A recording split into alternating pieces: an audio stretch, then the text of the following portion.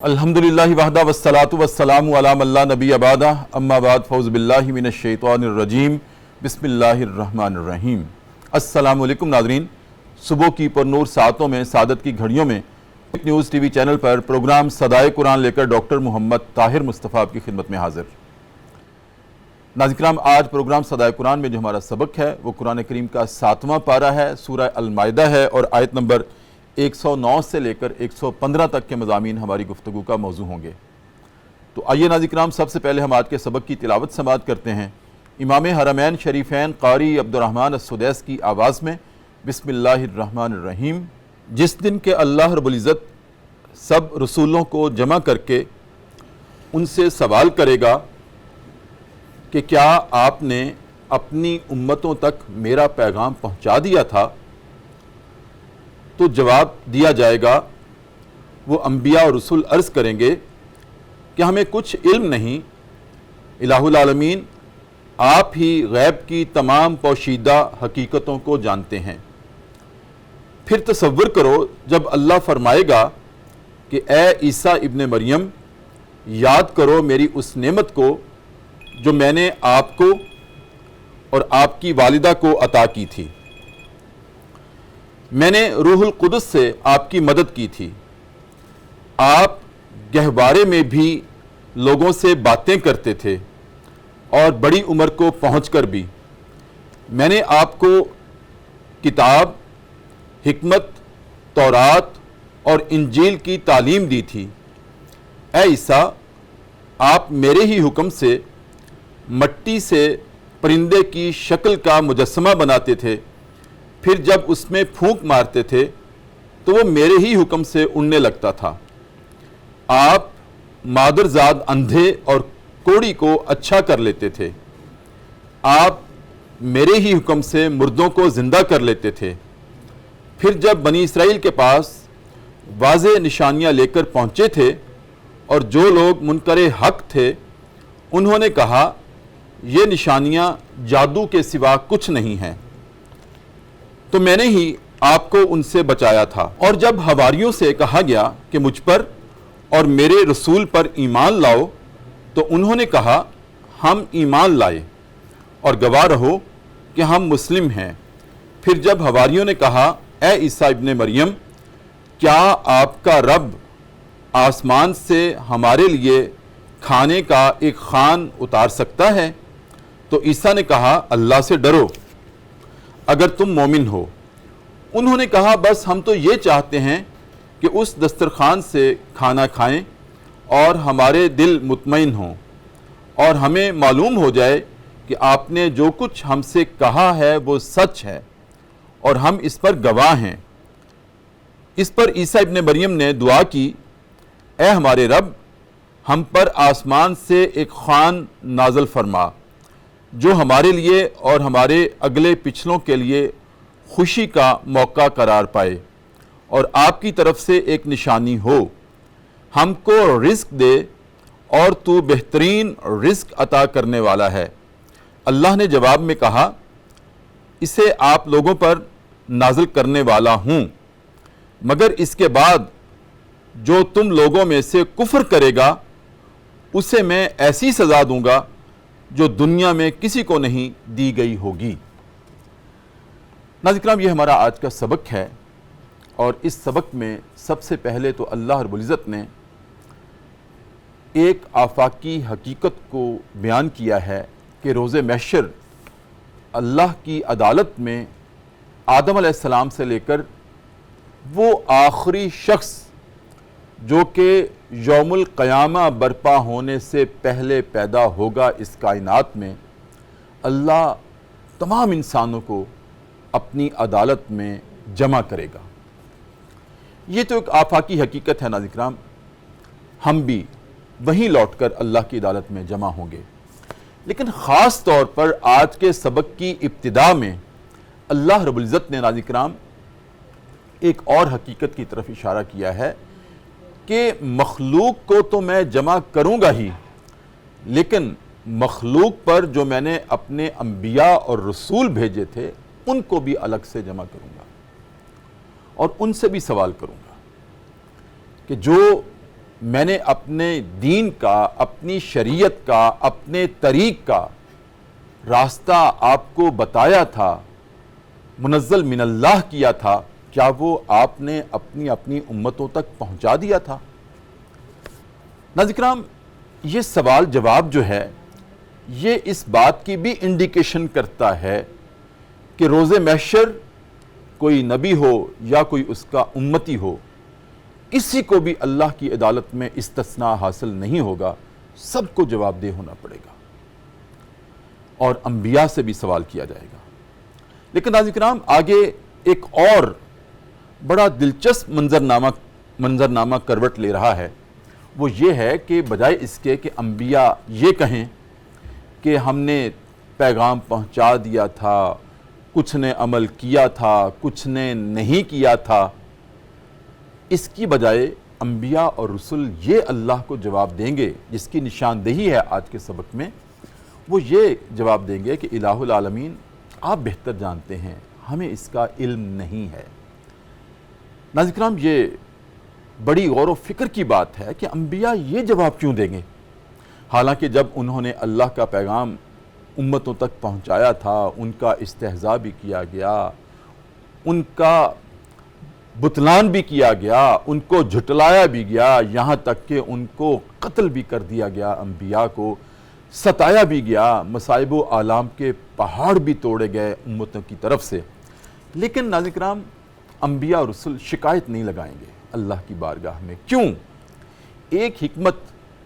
جو مجھے سمجھ آتی ہے وہ یہ ہے کہ انبیاء بہرحال اپنی امتوں کے لیے شفیق ترین ہوتے ہیں، اور یہ کیسے ممکن ہے کہ ایک نبی ہی اپنی امت کے بارے میں اللہ کی عدالت میں شکایت لگا دے تو ان کی بخشش کیسے ہوگی؟ انبیاء کی گواہی تو بڑی مضبوط گواہی ہوتی ہے۔ وہ کہتے ہیں نا کہ ڈرو اس بات سے کہ کوئی روز محشر اللہ کے ہاں تمہاری شکایت لگا دے۔ شکایت سے بچنا چاہیے، کسی کو اتنا تنگ نہیں کرنا چاہیے کہ وہ اللہ کی بارگاہ میں روز محشر آپ کی شکایت لگا دے، الہ العالمین اس نے میرا جینا حرام کر رکھا تھا۔ ناظرین کرام، بجائے اس کے انبیاء کے ساتھ سارا کچھ ہوا، پتھر برسائے گئے، راستے روکے گئے، استہزاء کیا گیا، مذاق کیا گیا، اور پھر ان کو جھٹلایا بھی گیا، ان کی بات نہیں مانی گئی، حکم عدولی کی گئی، نافرمانی کی گئی، اس کے باوجود انبیاء شکایت نہیں کریں گے، اور بڑا حکمت پر مبنی انبیاء کا جواب ہوگا الہ العالمین آپ کو پتا ہوگا۔ ایک تو اس میں یہ راز پوشیدہ ہے کہ انبیاء بہرحال اپنی امتوں کے لیے شفیق ہوتے ہیں، اور خود اللہ پہ بات چھوڑ دی کہ الہ العالمین ہم نے پیغام دیا تھا، باقی انہوں نے کیا رد عمل دیا ہمیں آپ بہتر جانتے ہیں، اور یقیناً اللہ بہتر جانتا ہے۔ اور اس کی مزید شرح کیا ہے، تفصیل کیا ہے، آج پروگرام صدائے قرآن میں ہمارا موضوع ہوگا۔ اور اس کے علاوہ ناظرین کرام، ایک اور بھی وجہ اس جواب کی یہ بھی ہو سکتی ہے کہ پیغام تو بہرحال انہوں نے اپنی امتوں تک پہنچا دیا تھا، لیکن یہ ہے کہ امتوں میں کئی منافق بھی تو تھے، ان کے دل میں کچھ تھا، زبان پہ کچھ تھا، تو انبیاء اور رسل ان کی بھی پردہ داری کریں گے، اللہ خود ان کے ساتھ معاملہ کرے گا، خود شکایت نہیں لگائیں گے۔ ناظرین کرام، یہ ہمارا آج کا مقدمہ ہے، اور اسی پروگرام کی جو آیات ہیں ناظرین کرام، اس میں یہ بھی بطور خاص حضرت عیسیٰ علیہ السلام سے بھی ایک مکالمہ پیش کیا گیا ہے، اور ان پر ان کے معجزات گنوائے گئے ہیں عیسیٰ علیہ السلام کے، کہ آپ عیسیٰ یاد کرو، کوڑی کو اندھا کر لیتے تھے، مادرزاد اندھے کو آپ روشنی عطا کر دیتے تھے، آپ مردوں کو زندہ کر لیتے تھے، دیکھو میں نے کتنے احسان آپ پر عطا کیے تھے، ان کی بارش کی تھی۔ اس کے باوجود ان کی قوم نے پھر ایک بڑا مطالبہ کر دیا کہ اللہ سے کہو کہ آسمان سے ہمارے لیے خوان آئے، خوان سے مراد دسترخوان، کھانے، وہ پکے پکائے کھانے آئے۔ تو اللہ نے کہا میں وہ کر تو سکتا ہوں، خوان آسمان سے دسترخوان کی صورت میں آ تو جائے گا، لیکن یہ ظالم پھر بھی ایمان نہیں لائیں گے۔ ناظرین کرام، یہ سارا منظرنامہ ہمارے آج کے سبق کا مقدمہ ہے، اس پہ ہم گفتگو کرنے والے ہیں پوری ترتیب و تسلسل سے الحمدللہ رب العالمین۔ جو صدا ہم نے الحمد سے شروع کی تھی، آج یہاں سورہ مائدہ کی آیت نمبر 109 سے لے کر 115 تک کے مضامین تک پہنچی ہے۔ ناظرین کرام، ان تمام سوالوں کے جواب کے لیے گفتگو فرمانے کے لیے پروگرام میں تشریف رکھتے ہیں میری دائیں جانب جید عالم دین ہیں اور جید مفتی ہیں، سکہ مفتی ہیں، ماشاءاللہ میں ان پر بہت اعتماد کرتا ہوں، جب بھی کوئی بات ہوتی ہے انہی کو کنسلٹ کرتا ہوں۔ جناب ڈاکٹر مفتی محمد حسیب قادری، ناظرین کرام، آپ ماشاءاللہ جامعہ نعیمیہ سے بطور مفتی منسلک رہے ہیں اور پی ایچ ڈی ڈاکٹر ہیں۔ آج کل آپ یونیورسٹی آف گجرات میں شعبہ علوم اسلامیہ کے رکن رکین ہیں، وہاں نسل نو کی آبیاری کر رہے ہیں اپنے علم سے اور تربیت سے۔ السلام علیکم۔ وعلیکم السلام ورحمۃ اللہ وبرکاتہ۔ کیسے مزاج ڈاکٹر صاحب؟ جی الحمدللہ ٹھیک ہیں؟ جی شکر۔ اور ناظرین کرام، میری بائیں جانب ماشاءاللہ آپ بھی عالم دین بھی ہیں، جامعہ نعیمیہ سے ہی آپ فارغ ہیں، جناب مزمل حسین قادری، لیکن وہ خود فرماتے ہیں کہ میری جو پہچان ہے وہ بارگاہ رسالت مآب میں کلام ہے، حاضری ہے۔ نبی کریم صلی اللہ علیہ وسلم کے ساتھ اقبالہانہ نعت کی صورت میں آپ کا تعارف ہے، آپ کی پہچان ہے، اور آج پروگرام صدائے قرآن کی پہلی مرتبہ آپ زینت بن رہے ہیں۔ میں ان کو بھی اہلاً و سہلاً و مرحبا کہہ رہا ہوں۔ جناب مزمل حسین قادری نبی کریم صلی اللہ علیہ وسلم کی بارگاہ میں کلام پیش کریں گے۔ السلام علیکم۔ وعلیکم السلام ورحمۃ کیسے اللہ مزاج؟ وبرکاتہ۔ جی خیریت سے ہیں؟ ڈاکٹر صاحب مزاج بخیر؟ جی الحمدللہ سر۔ مقدمہ آپ کے سامنے رکھا، اس پروگرام کے ساتھ آپ کو بھی جتنی محبت ہے مجھے اس کا اندازہ ہے، اور پروگرام بھی آپ سے بہت محبت رکھتا ہے اور میں بھی آپ سے بہت محبت رکھتا ہوں، اور اسی ناطے ہم آپ کو بڑے مان کے ساتھ سیکھنے کے لیے آپ کو زحمت دیتے ہیں۔ ڈاکٹر صاحب عجیب منظرنامہ ہے جی آج کی آیات میں کہ یہ تو ہے کہ تمام انسانوں کو تو اللہ اکٹھا کرے گا ہی، انبیاء اور رسل سے ایک مکالمہ، اور مکالمہ ہے، سوال ہے، پھر جواب ہے، اور جواب میں بڑی نزاکت ہے۔ جیسے میں نے عرض کیا کہ بڑا شفقت آمیز انبیاء اور رسول کا جواب ہوگا، پوچھا جائے گا کیا جواب ملا تھا، کیا رد عمل ملا تھا جب میرا پیغام اپنی امتوں تک پہنچایا۔ تو سوال ہمارے ناظرین ڈاکٹر صاحب یہ سمجھنا چاہتے ہیں کہ انبیاء سے شہادت لینے میں حکمت کیا ہے اللہ رب العزت کی، جبکہ اللہ کو سب کچھ علم ہے۔ بسم اللہ الرحمن الرحیم، نحمدہ و نصلی و نسلم علی رسولہ الکریم۔ اللہ تعالیٰ کی توفیق رفیق سے اور اس کے فضل سے ڈاکٹر صاحب یہ سعادت ہمیں میسر ہے کہ اس پروگرام کے ذریعے سے ہم سب کلام ربانی کی حکمتیں اور اللہ تعالیٰ کے کلام کی مراد کو سمجھنے کی کوشش کرتے ہیں۔ اس پروگرام کے شروع سے لے کر اب تک اور اختتام تک اس میں جس انداز سے بھی جو افراد کلام اللہ کے پیغام کو پہنچانے کے لیے کوشاں ہیں، اللہ سب کی مساعی جمیلہ کو قبول فرمائے اور انہیں اپنے خاص کرم، فضل اور رحمتوں برکتوں سے نوازے۔ آج کی سورہ المائدہ کی یہ جو آیت طیبہ ہے، اس میں اللہ تعالیٰ نے قیامت کے دن میدان معاشر میں حضرات انبیاء کرام علیہ السلام کے جمع کرنے اور ان سے پھر ایک سوال کا تذکرہ فرمایا ہے۔ جی بالکل۔ قرآن مجید برہان رشید کو جب ہم عموماً پڑھتے ہیں تو جب بھی اللہ تعالیٰ قرآن مجید برہان رشید میں احکامات بیان فرماتا ہے تو احکامات کے بعد فوراً یا تو کسی اللہ کے نبی اور رسول کا تذکرہ فرماتا ہے، یا جنت اور دوزخ کا ذکر آتا ہے، اور یا پھر اللہ تعالیٰ آخرت کا ذکر کرتا ہے۔ اس سے پہلے کی جو آیات ہیں اس میں وصیت سے متعلق احکام بیان کیے گئے، اور اس آیت میں اللہ تعالیٰ نے پہلے حضرات انبیاء کرام علیہ السلام سے ایک جو اجتماعی سوال ہوگا اس کا تذکرہ کیا، اور آگے پھر اللہ کے جلیل القدر پیغمبر حضرت سیدنا عیسیٰ علیہ السلام سے جو اللہ تعالیٰ کا مکالمہ ہے اس کا ذکر کیا۔ اب یہ جو خاص سوال ہے اور کویسچن ہے کہ اللہ تعالیٰ حضرات انبیاء کرام علیہ السلام سے سوال کیوں کرے گا کہ اے انبیاء کرام علیہ السلام، اے میرے نبی و رسولو، تم نے جب میرا پیغام میرے بندوں تک، اپنی امتوں تک پہنچایا تو تمہیں اس کے بدلے میں کیا جواب دیا گیا اور اس کا رد عمل جو ہے وہ کیا تھا؟ اب اللہ تعالیٰ خود بہتر جانتا ہے۔ جی اب اس میں سب سے پہلی بات تو یہ سمجھنے کی ہے کہ ہر جگہ سوال وہ عدم علم کی دلیل نہیں ہوا کرتا کہ سوال وہ کرتا ہے جو جانتا نہیں ہے، بلکہ قرآن مجید برہان رشید میں ہمیں بیسیوں مثالیں ایسی ملتی ہیں کہ جس میں کائنات میں سب سے زیادہ جاننے والا وہ سوال فرماتا ہے اور وہ جو ہے وہ پوچھتا ہے۔ اب حضرات انبیاء کرام علیہ السلام سے جو سوال ہے اس کی دو بنیادی وجوہات ہیں۔ نمبر ایک تو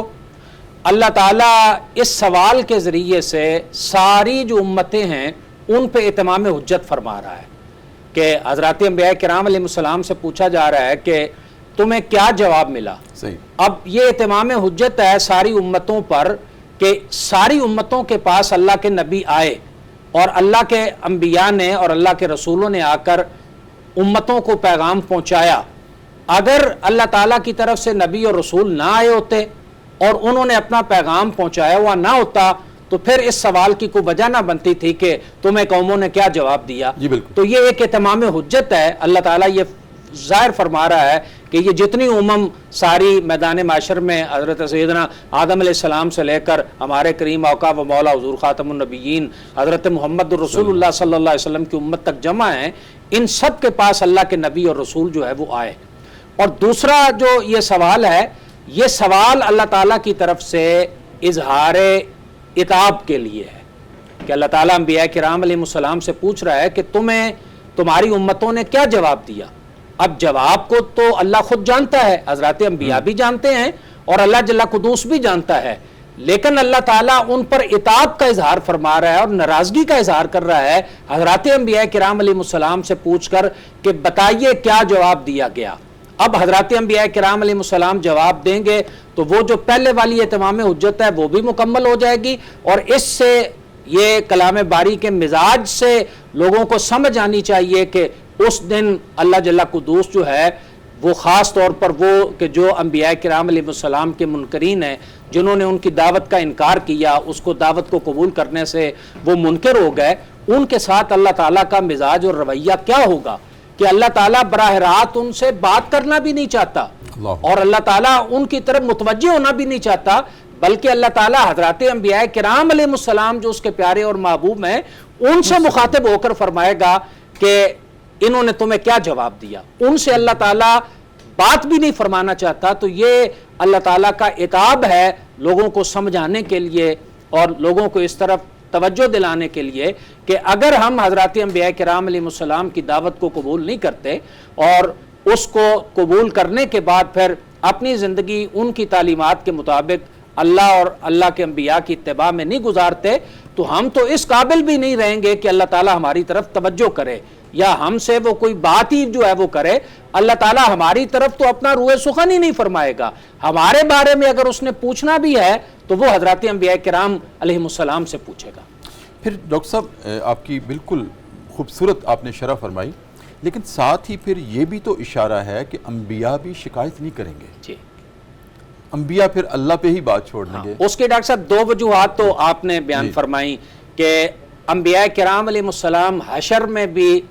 پردہ رکھیں گے اور شفقت کا اظہار فرمائیں گے،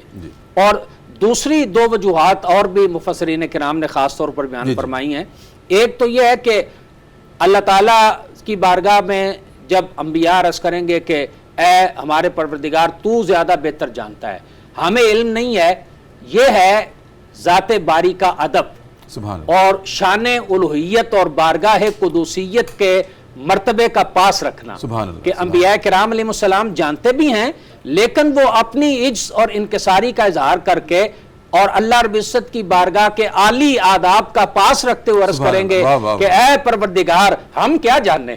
تو بہتر جانتا ہے، اور ہم تیری بارگاہ میں کیا عرض کریں، تجھ سے کچھ چھپا ہے اور تجھ سے کوئی پوشیدہ ہے۔ تو یہ ذات باری کا ادب ہے جس کو حضرات انبیاء کرام علیہ السلام میدان معاشر میں بھی سارے خلائق کے سامنے ملحوظ خاطر رکھیں گے اور اس کا پاس جو ہے وہ فرمائیں گے۔ اور دوسرا اس پر مفسرین کرام نے لکھا کہ حضرات انبیاء کرام علیہ السلام کا یہ عرض کرنا کہ مولا ہمیں علم نہیں، تو ہی جو ہے وہ جانتا ہے، اس لیے کہ لوگوں کے جو معاملات ہیں وہ دو طرح کے ہیں، ایک ہیں لوگوں کے معاملات ظاہری اور ایک ہیں لوگوں کے معاملات جو ہے وہ باطنی۔ اور عموماً جو انبیاء کرام علیہ السلام کی شریعت میں حکم دیا گیا ہے وہ ہے ظاہر کو مد نظر رکھ کر فیصلہ کرنے کا اور ظاہر کو مد نظر رکھ کر حکم لگانے کا۔ اب حضرات انبیاء کرام علیہ السلام کے سامنے لوگوں کے ظاہر تو ہیں، لیکن لوگوں کا اصل جو باطن ہے وہ اللہ تعالیٰ ہی جانتا ہے، یا اللہ تعالیٰ اپنے جس بندے کو کسی دوسرے کے باطن پر جو ہے وہ مطلع فرما دے۔ تو حضرات انبیاء کرام علیہ السلام یہ عرض کر رہے ہیں کہ اے پروردگار ان کا ظاہر تو ہمارے سامنے تھا، اب ہم اگر کچھ عرض کریں گے تو اس کی بنیاد پر ہوگا، اور ان کا باطن تو زیادہ بہتر جاننے والا ہے، اور جو آج کے دن کا فیصلہ ہے وہ باطن کا فیصلہ ہے، سبحان اللہ۔ وہ دنیا کی زندگی کے ظاہر کا فیصلہ جو ہے وہ نہیں ہے، باطن کا فیصلہ ہے، اور باطن کو تو زیادہ بہتر جانتا ہے۔ اس لیے حضرات انبیاء کرام علیہ السلام عرض کریں گے کہ اے رب العالمین ہم نہیں جانتے، تو ہی زیادہ بہتر جانتا ہے، اور تو جانتا ہے کہ ان کا باطن کیا تھا اور اس کا خاتمہ کس پر ہوا، ہمارے دنیا سے تشریف لے جانے کے بعد بھی یہ ظاہری طور پر کیسے رہے، باطنی طور پر جو ہے وہ کیسے رہے، اس کا کما حقو جو ادراک ہے اے پروردگار وہ تیری ذات کو ہے، اور تیرا علم محیط ہی اس کو جو ہے وہ جانتا ہے۔ ہمیں جو تو نے علم عطا فرما رکھا ہے وہ تیری عطا سے ہے، اور وہ محدود ہے، لا محدود علم کا مالک تو ہے، محیط ہر شے کے علم کی ذات جو ہے وہ تیری ہے۔ اس لیے عرض کریں گے کہ اے پروردگار ہم کچھ عرض نہیں کرتے، تو ہی بہتر جانتا ہے، اور جو تو بہتر جانتا ہے اسی کے مطابق تو ان کے ساتھ معاملہ فرما۔ سبحان اللہ، سبحان اللہ۔ ناظرین کرام دیکھیے گا کہ کس قدر خوبصورت انداز میں جناب ڈاکٹر حسیب قادری نے شرح فرمائی کہ اللہ رب العزت سوال بھی کرے گا اپنے انبیاء اور رسول کے ساتھ، اور وہ جواباً یہ ارشاد فرمائیں گے کہ الہ العالمین آپ بہتر سمجھتے ہیں۔ ایک جو میں نے عرض کیا تھا کہ انبیاء بہرحال اپنی امتوں کے لیے شفیق ہوتے ہیں، وہ پردہ ہی رکھنا چاہتے ہیں، بے شک امتوں نے ستایا، مصائب ڈھائے تھے، اس کے باوجود وہ اپنی زبان سے نہیں شکایت کرنا چاہتے اللہ کی بارگاہ میں۔ اور پھر دوسری بات جو ڈاکٹر صاحب نے ارشاد فرمائی کہ انبیاء کا یہ جواب دینا کہ الہ العالمین آپ ہی بہتر جانتے ہیں، یہ بارگاہ الہی کے آداب ہیں۔ یہ نہیں کہ اللہ نے سوال کر لیا تو ہم اس کا بے دھڑک جواب دینا شروع ہو جائیں، یہی کہنا بنتا ہے الہ العالمین آپ بہتر سمجھتے ہیں۔ ناظرین کرام بہت خوبصورت آغاز ہے آج کے پروگرام کا، اور وقفہ ہے، اور وقفے میں چلتے ہیں دربار رسالت میں، اور اپنے نبی کریم صلی اللہ علیہ وسلم کی ذات اقدس پر والہانہ انداز میں درود کریم کا نذرانہ پیش کرتے ہیں اور واپس آتے ہیں۔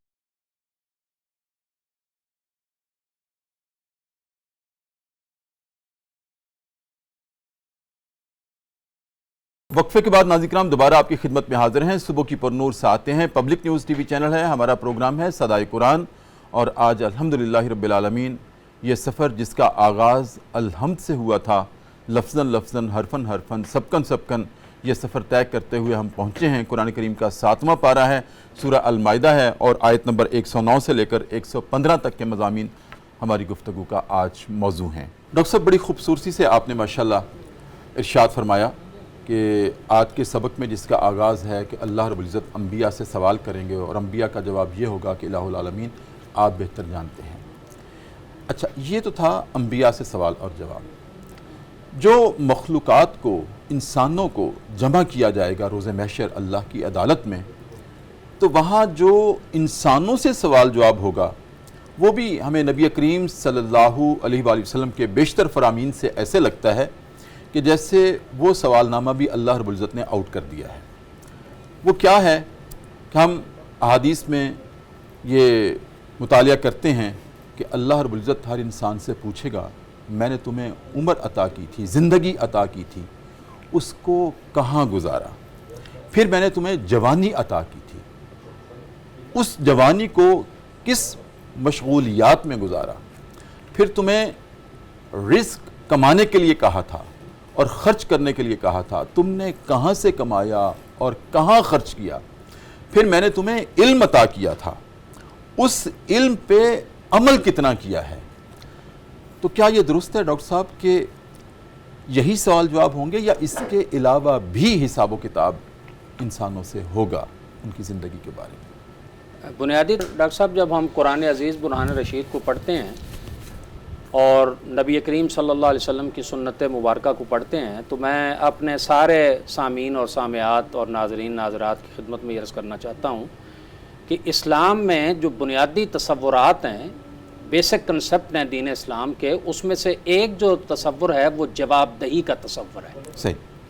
جس کو تصور مسئولیت بھی کہا جاتا ہے اور تصور جواب دہی بھی کہا جاتا ہے، کہ کل قیامت والے دن ہم نے اللہ رب العزت کی بارگاہ میں جواب دینا ہے۔ اور اس کو بڑے وسیع تناظر میں دیکھیں تو قرآن عزیز برہان رشید میں اللہ تعالیٰ ارشاد فرماتا ہے لَتُسْأَلُنَّ يَوْمَئِذٍ عَنِ النَّعِيمِ، کہ اللہ تعالیٰ نے جو تمہیں جتنی نعمتیں عطا کی ہیں ان ساری نعمتوں کے بارے میں کل قیامت والے دن اللہ تعالیٰ تم سے پوچھے گا۔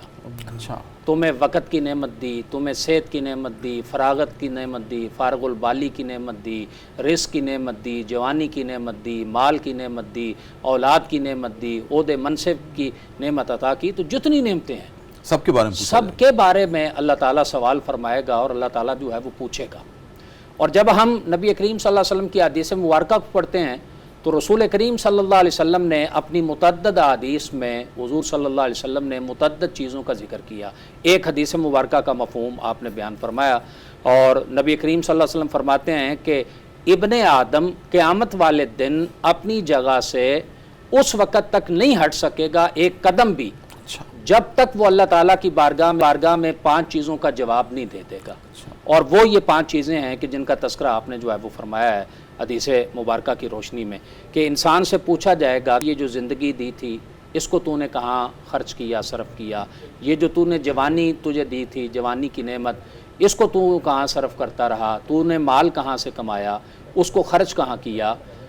ہم نے تجھے علم عطا کیا، اپنے علم کے مطابق تو نے عمل کتنا جو ہے وہ کیا۔ تو یہ بہت ساری چیزیں ہیں، اور مطلقاً ہمارے ذہن میں یہی رہنا چاہیے کہ ہر نعمت جو اللہ تعالیٰ نے ہمیں عطا فرمائی ہے، اللہ تعالیٰ کی عطا کردہ ہر نعمت کے بارے میں ہم مجموعی طور پر جواب دہ ہیں، اور ہمیں اللہ رب العزت کی بارگاہ میں جواب دینا ہے۔ لیکن اس مالک کا اپنے محبوب کریم صلی اللہ علیہ وسلم کے تصدق ہم پر کرم تو دیکھیے کہ جیسے آپ نے فرمایا کہ کبھی ایسا نہیں ہوتا کہ ایگزامینیشن ہونے سے پہلے پیپر کے سوالات آؤٹ کر دیے جائیں۔ اگر کسی ایگزامینیشن سے پہلے کویشچن پیپر آؤٹ ہو جاتا ہے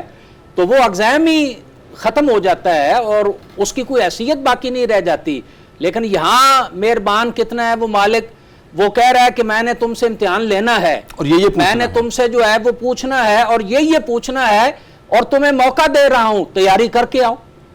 اپنی اس کے لیے تیاری جو ہے وہ کر کے آؤ، پوری پریپریشن کر کے آؤ، تاکہ تمہیں وہاں میری بارگاہ میں شرمندہ نہ ہونا پڑے اور رسوا نہ ہونا پڑے اپنی اسی دنیا کی زندگی میں جو تمہارے لیے دارالعمل بھی ہے اور دارالامتحان بھی ہے۔ تو اسی اپنی دنیا کی زندگی میں جو تم سے پوچھا جانا ہے وہ تمہیں پہلے بتا دیا ہے۔ اس سے بڑھ کر مہربانی کیا ہو سکتی ہے، اور اس سے بڑھ کر رحمت، شفقت، کرم اور فضل کیا ہو سکتا ہے؟ تو اس مالک نے اپنے کرم کی بدولت وہ ساری چیزیں پہلے بتا دیں کہ اس کے متعلق تم سے پوچھا جانا ہے۔ مثلا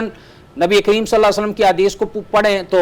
حقوق العباد میں کہا کہ سب سے پہلے خون کے متعلق سوال ہوگا، حقوق اللہ میں سب سے پہلے نواز کے متعلق جو ہے وہ سوال ہوگا، اسی طرح بے شمار حدیث ہیں، ایک لمبا موضوع ہے۔ تو یہ ساری چیزیں بیان کر دی گئیں کس لیے؟ کہ بھئی تیاری کرو، فکر کرو، وہاں ناکام نہ ہونا۔ میں تمہیں ناکام نہیں چاہتا دیکھنا، میں تمہیں شرمندہ دیکھنا نہیں چاہتا، میں نہیں چاہتا کہ تم جو ہے وہ عذاب میں مبتلا اور پکڑے جو ہے وہ جاؤ، میں تو تم پہ رحمت ہی کرنا چاہتا ہوں، اس لیے کہ میں نے مخلوق کو جب پیدا کیا تو مخلوق کی پیدائش کے وقت ہی میں نے عرش کے نیچے ایک تحریر لکھ کے رکھ دی ہے کہ میری رحمت میرے غضب پر غالب ہے،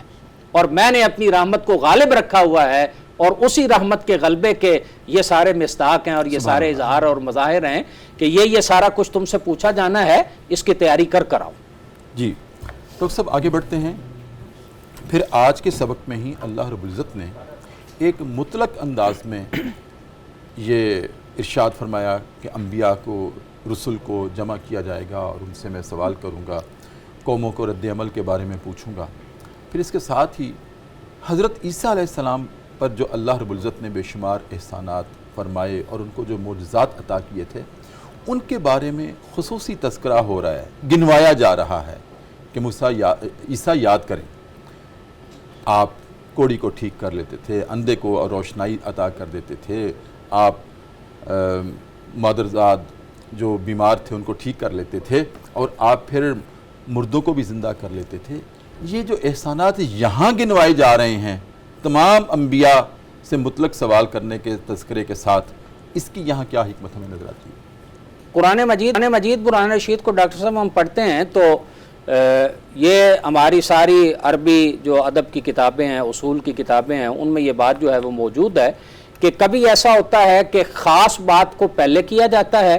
اور اس کے بعد عام بات کر لی جاتی ہے، اور کبھی ایسا ہوتا ہے کہ عام پہلے بات کی جاتی ہے اور اس کے بعد کوئی خصوصیت بیان کر دی جاتی ہے۔ تو یہاں بھی ایسے ہی ہے کہ تمام انبیاء کرام علیہ السلام سے جو سوال ہے عمومی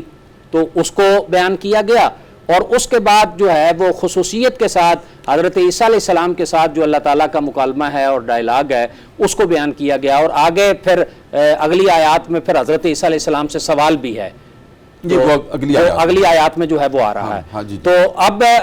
حضرت سیدنا عیسیٰ علیہ السلام حضرات انبیاء کرام علیہ السلام میں کئی لحاظ سے خصوصی اہمیت کے حامل اللہ کے نبی ہیں، ان کے امتیازات ہیں۔ نمبر ایک تو اللہ تعالیٰ نے عام اپنے قانون قدرت سے ہٹ کر حضرت سیدہ مریم سلام اللہ علیہا کے بطن عطر سے باپ یعنی مرد کے واسطے کے بغیر سیدنا عیسیٰ علیہ السلام کو جو ہے وہ پیدا فرمایا، اور پھر اللہ تعالیٰ نے انہیں بچپن ہی میں یعنی ابھی وہ ایام شیر خارگی میں اور ایام گہوارہ میں تھے تو اللہ تعالیٰ نے ان کو اعلان نبوت کرنے کا حکم بھی دیا اور انہوں نے اپنی نبوت کا اعلان جو ہے وہ کیا۔ اس کے بعد پھر حضرت سیدنا عیسیٰ علیہ السلام کی شدید ترین جو فت تھی وہ یہود کی طرف سے تھی، نہ صرف حضرت سیدنا عیسیٰ علیہ السلام کی نبوت کی تکذیب بلکہ یہودی حضرت سیدہ مریم سلام اللہ علیہا پر تہمت سے بھی باز نہ آئے، اور ان کو اللہ کے نبی عیسیٰ علیہ السلام کا گوارا نبی ہونا قطعاً گوارا ہی نہیں تھا، حتیٰ کہ وہ ان کے قتل کرانے کے درپے ہوئے اور ان کو صلیب چڑھانے تک بھی انہوں نے کوئی کسر باقی جو ہے وہ نہ چھوڑی۔ تو اب یہ اللہ تعالیٰ نے حضرت سیدنا عیسیٰ علیہ السلام پر جو انعامات فرمائے ان کا تذکرہ کروایا اور گنوائے کہ اے اللہ کے نبی، اے سیدنا عیسیٰ علیہ السلام، ہم نے آپ کو ان اعزازات سے اور ان اکرامات سے جو ہے وہ نوازا۔ اب یہ بظاہر تو حضرت سیدنا عیسیٰ علیہ السلام کو گنوایا جا رہا ہے، لیکن حقیقت یہ ہے کہ یہ جتنے سیدنا عیسیٰ علیہ السلام کے زمانے کے لوگ تھے یا ان کے بعد کے لوگ ہیں، پورے قرآن مجید برہان رشید کے قیامت تک کے مخاطبین، انہیں بتایا جا رہا ہے کہ سیدنا عیسیٰ علیہ السلام اللہ کے یہ وہ جلیل القدر نبی ہیں جن کو اتنے انعامات اور اعزازات سے نوازا گیا ہے، ان کی نبوت کی تصدیق کرو اور اتنے جلیل القدر پیغمبر اور رسول کو نہ جھٹلاؤ، اور اسی طرح یہ عظیم الشان رسول جس کو اللہ نے اتنے اعزازات اور انعامات سے نوازا ہے، یہ اپنے بعد ایک اور نبی اور رسول کے آنے کی خوشخبری بھی دے رہے ہیں، وَمُبَشِّرًا بِرَسُولٍ يَأْتِي مِن بَعْدِهِ اسْمُهُ احمد۔ تو ان کی نبوت کو بھی ہرگز جو ہے وہ نہ جھٹلاؤ، کیوں کہ اس نبوت کے جو مبشر ہیں وہ اللہ کے وہ جلیل القدر نبی ہیں کہ جو کلمات اللہ ہیں، جو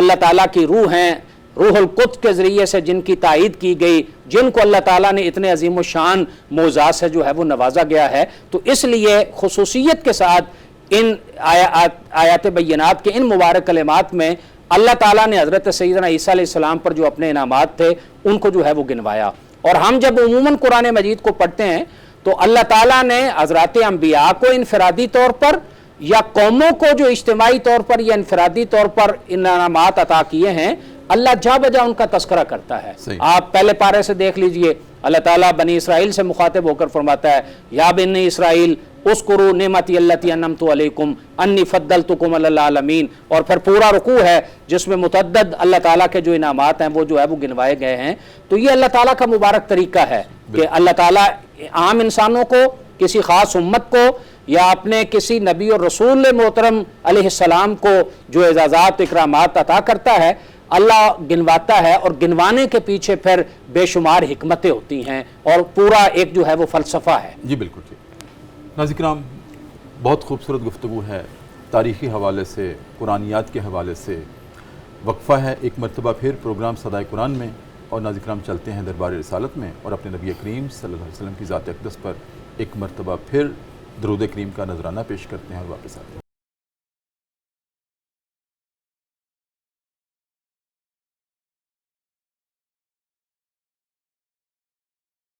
وقفے کے بعد ناظرین کرام دوبارہ آپ کی خدمت میں حاضر ہیں۔ صبح کی پر نور سے آتے ہیں، public news T V channel ہے، ہمارا پروگرام ہے صدائے قرآن، اور آج ہمارا سبق ہے قرآن کریم کا 7واں پارہ ہے، سورہ المائدہ ہے، آیت نمبر 109 سے لے کر 115 تک کے مضامین ہماری گفتگو کا موضوع ہیں۔ ڈاکٹر صاحب، پروگرام کے آخری لمحات ہیں، لیکن دو بڑے اہم سوال ہیں، میں دونوں عرض کر دیتا ہوں اور اس میں پھر آپ ارشاد فرما دیجیے گا۔ ایک تو یہ ہے کہ حضرت عیسیٰ علیہ السلام کی قوم نے دسترخوان کا مطالبہ کیا، یہ کیا اسی سے ملتا جلتا مطالبہ نہیں ہے کہ جو اللہ رب العزت نے حضرت موسیٰ کی قوم پر بھی تو وہ من و سلوہ نازل کیا تھا؟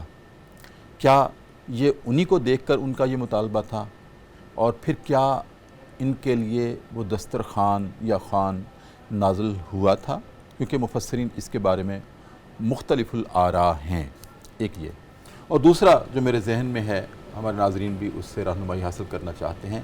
کہ حضرت عیسیٰ علیہ السلام کو تو اللہ رب العزت نے، جیسے آپ نے بھی وقفے سے پہلے ارشاد فرمایا تھا، کہ بڑے بڑے امتیازات عطا کیے تھے، اور یہ کچھ چھوٹے معجزات نہیں ہیں، بہت بڑے معجزات ہیں۔ مردے کو زندہ کر لینا اور نابینا کو بینا بنا دینا۔ تو خاتم النبیین جو کہ وجہ تخلیق کائنات ہیں، بعد از خدا بزرگ توئی قصہ مختصر ہیں، ہمارا تو سب کچھ آپ ہیں، آپ کو یہ معجزات عطا نہیں کیے، اور حضرت عیسیٰ علیہ السلام کو یہ معجزات عطا ہوئے۔ ہم اس میں کیا کہہ سکتے ہیں، کیا تبصرہ کر سکتے ہیں آپ ایک علمی حوالے سے؟ جی ڈاکٹر صاحب، جہاں تک تعلق ہے سیدنا عیسیٰ علیہ السلام کے حواریوں کا حضرت سیدنا عیسیٰ علیہ السلام سے نزول مائدہ کی درخواست کرنا، اس کی دو وجوہات ہیں۔ ایک وجہ تو وہی ہے جو آپ نے بیان کی کہ اس سے پہلے اللہ تعالیٰ نے خود حضرت موسیٰ علیہ السلام کی درخواست پر میدان طی میں بنی اسرائیل کے لیے من و سلوہ نازل فرمایا تھا، تو ان کا بھی جی چاہتا تھا کہ اس طرح کی ایک نعمت ہمارے لیے بھی جو ہے وہ اترے۔ اور دوسرا یہ خاص طور پر ان کا جو مطالبہ تھا، یہ اس کو خود اس آیت میں آگے بیان کیا گیا ہے کہ وہ چاہتے تھے کہ یہ اللہ تعالیٰ ہماری درخواست پہ آسمان سے دسترخوان اتارے تاکہ ہم اللہ کی نعمت سے نفع حاصل کریں، اس سے تمتع حاصل کریں، اور پھر اس کے ذریعے سے سیدنا عیسیٰ علیہ السلام پر ہمارا ایمان اور زیادہ بڑھ جائے۔ تو ہمارے ایمان کے اضافے کا سبب یہ بنے کہ ہم نے اپنے نبی محترم کے ذریعے سے اللہ کی بارگاہ میں درخواست کی، اللہ تعالیٰ نے ہماری درخواست کو پورا کیا اور ہمارے نبی محترم کے توسط سے ہمیں اس نعمت سے جو ہے وہ نوازا گیا۔ تو اس پر پھر حضرت عیسیٰ علیہ السلام نے اللہ کی بارگاہ میں دعا کی، ربنا انزل علینا مائدۃ من السماء تکون لنا عیدا لاولنا وآخرنا، اور پھر فرمایا کہ یہ تیری طرف سے نشانی ہو، یہ ہمارے لیے رزق ہو۔ تو یہ پوری آیت جو ہے وہ اتری، تو یہ ایک جو ہے وہ وجہ ہے۔ اب جہاں تک تعلق ہے کہ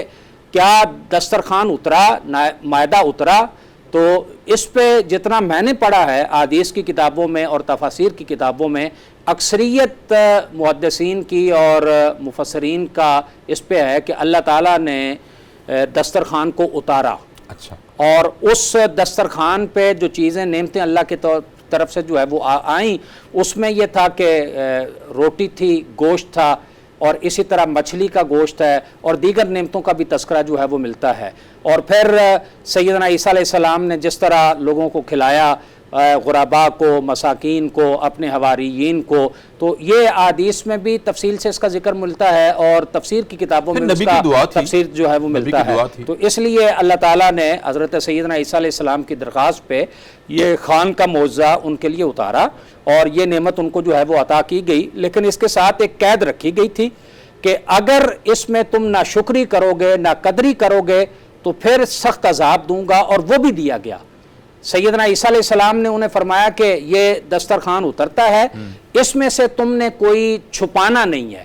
اور اٹھا کر نہیں لے جانا، یہ دسترخوان لگا ہوا ہے، جس کی جتنی طلب ہے وہ آئے اور آ کر اس کو جو ہے وہ کھا لے۔ لیکن انہوں نے اس میں خیانت کی، اس خیانت کی بدولت پھر جو ہے وہ اللہ تعالیٰ کا عذاب آیا اور ان کی شکلیں بندروں کی بن گئیں. اچھا. اور کچھ دنوں کے بعد وہ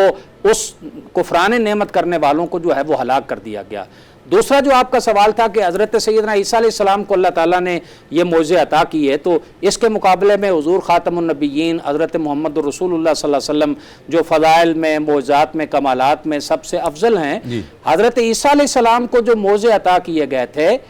اس سے کہیں بڑھ کر اللہ تعالیٰ نے نبی کریم صلی اللہ علیہ وسلم کو معجزے عطا کیے ہیں. میں صرف ایک کی مثال دے دیتا ہوں تاکہ بات سمجھ آ جائے. مثلا سیدنا عیسیٰ علیہ السلام کی بارگاہ میں مادرزاد اندھا آتا ہے، آپ اس کی آنکھ پہ ہاتھ پھیرتے ہیں اور پھر اللہ کی بارگاہ میں اس کی بینائی کی لوٹنے کے لیے دعا کرتے ہیں. اس کے مقابلے میں نبی کریم صلی اللہ علیہ وسلم کی خدمت میں ایک نابینا صحابی آتے ہیں تو رسول اللہ صلی اللہ علیہ وسلم ان سے فرماتے ہیں کہ جاؤ جا کے 2 نفل پڑھو،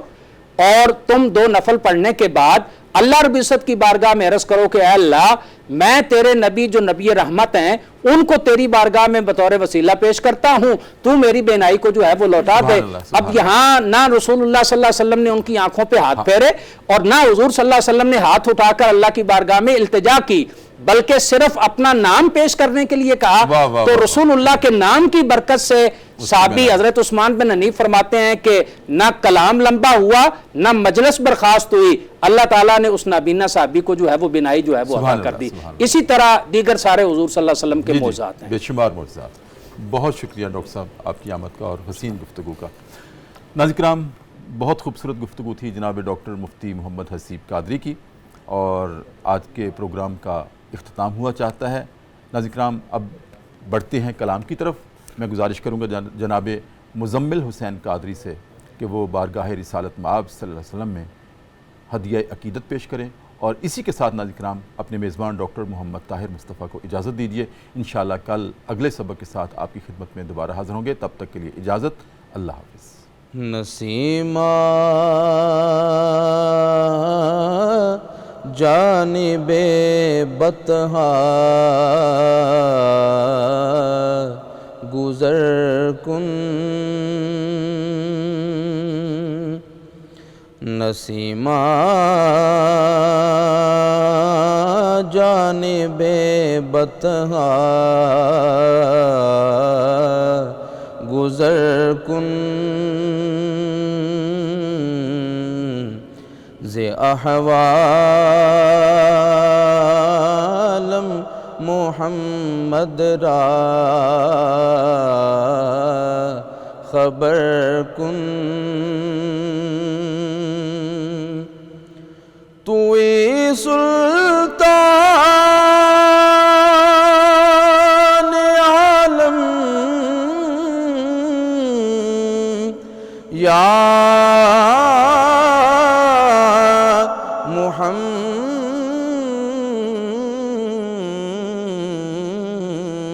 محمد،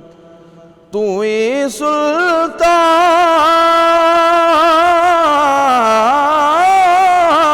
سلطان عالم یا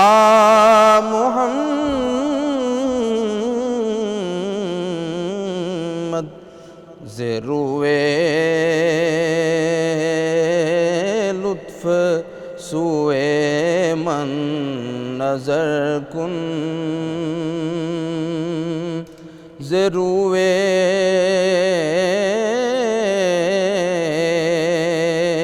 لطف سوئے من نظر کن، ببرئی جان مشتاقم دراں جا،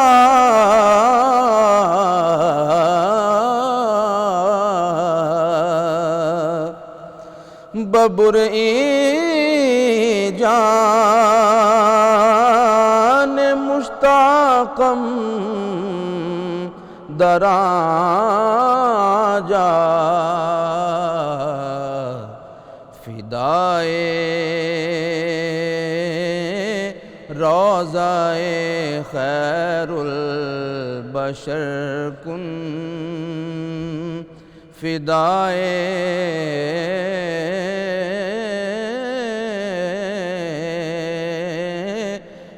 روضۂ خیر البشر کن مشرف گرچہ شد جامی ز لطفش مشرف گرچہ شد جامی ز لطفش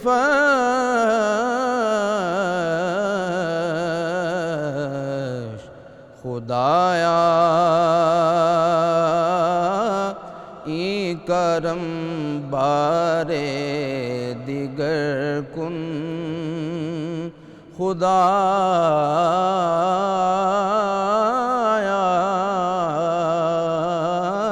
ای کرم بارے دیگر کن نسیمہ جانب بطحا گزر کن